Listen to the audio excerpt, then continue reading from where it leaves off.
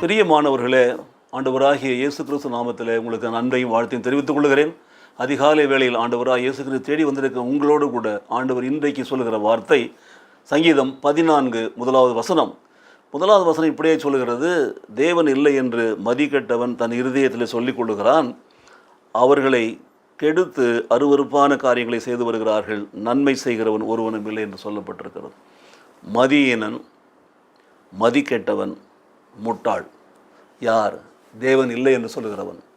தேவன் இல்லை என்று ஏன் சொல்லுகிறான் என்று சொன்னால், தெய்வ பயம் இல்லை அவனுக்கு, தேவன் மேல் நம்பிக்கை இல்லை, தேவன் மேல் விசுவாசம் இல்லை, தேவன் இல்லாத உலகத்திலே வாழ்வதோல் வாழ்ந்து கொண்டிருக்கான். தேவனே இல்லை, ஏது கடவுள், எங்கே இருக்கிறார் கடவுள் காட்டு, அப்படி தான் வாழ்ந்து கொண்டிருக்கிறது. பார்த்தீங்கன்னா தங்கள் இஷ்டப்படி தங்களை தாங்களே கெடுக்கிறதோடு மட்டும் இல்லாமல் அருவருப்பான காரியங்களை செய்து கொண்டு நன்மையே செய்யாமல் வாழ்ந்து கொண்டிருக்கிறார்கள். இவர்களை குறித்து தான் சங்கீதக்காரன் இந்த சங்கீதத்தில் எழுதி வைத்திருக்கிறான். ஏனென்றால் இந்த மனிதர்கள் என்ன சொல்கிறாங்க, நன்றாக தேவனை நம்பி வாழ்கிறவர்களுக்கு மேல் விரோதமான காரியங்களை அவர்கள் செய்கிறார்கள்.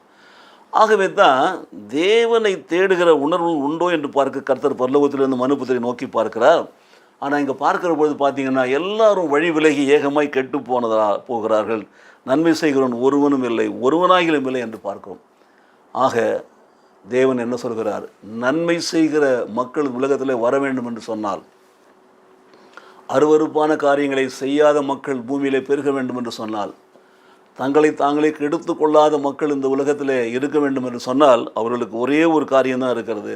அவர்கள் தேவனுடைய வார்த்தைகளை ஏற்றுக்கொள்ள வேண்டும், தேவனுடைய வேத புத்தகத்தை ஏற்றுக்கொள்ள வேண்டும், தேவனை விசுவாசிக்க வேண்டும். விசுவாசிக்கிற பொழுது அவர்கள் தேவனை சார்ந்திருப்பார்கள், தேவனிடத்தில் ஜெபிப்பார்கள், நன்மை செய்வார்கள்.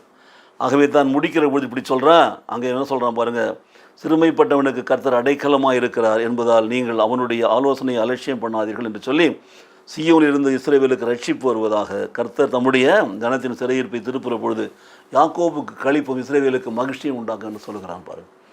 ஆகவே சங்கீதக்காரன் சொல்கிறான், நீங்கள் இப்படியே இருந்துட்டு போங்க, ஆனால் இப்பொழுது நீங்கள் திருந்த வேண்டும் என்று சொன்னால் தேவனுடைய வார்த்தையை கேளுங்க.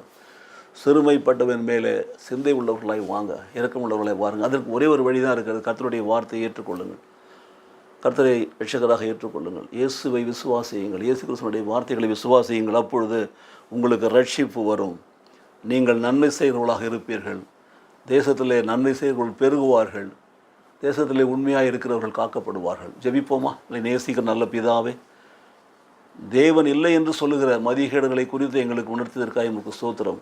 ஆனாலும் அவர்கள் வாழ்க்கையிலே தேவன் இருக்கிறார் என்பதை விசுவாசிக்கத்தக்கதாக தேவனுடைய வார்த்தைகளை அவருக்கு சொல்லத்தக்கதான கிருபைகளை ஆண்டவரே தேவனை விசுவாசிக்கிறவர்களுக்கு தர வேண்டுமா நாங்கள் ஜெபிக்கிறோம் சுவாமி. தேவனை விசுவாசிக்கிறவர்களுக்கு விரோதமாக எழும்புகிற எல்லா கேவலமான காரியங்களை அவளை விடுதலையாக்கி ஆண்டவரே தேவனை தேடுகிற பிள்ளைகளாக எல்லோரையும் நீர் மாற்ற வேண்டுமா நாங்கள் ஜெபிக்கிறோம். உடைய ரட்சிப்பை அனுப்பும், உடைய வசனத்தை அனுப்பும். ஆண்டவரே மதியினர்களையும் மதி கெட்டவர்களையும் உம்முடைய வார்த்தையினாலே நீர் ஆண்டவரே திருப்பி மனம் திருப்பி உம்மை நேசிக்கிற விசுவாசிக்கிற பிள்ளைகளாய் மாற்றி இந்த பூமியில் நன்மை செய்வர்களாக நடத்தும்படி நாங்கள் ஜெபிக்கிறோம். இயேசு கிறிஸ்து நாமத்திலே பிதாவே, ஆமேன், ஆமேன்.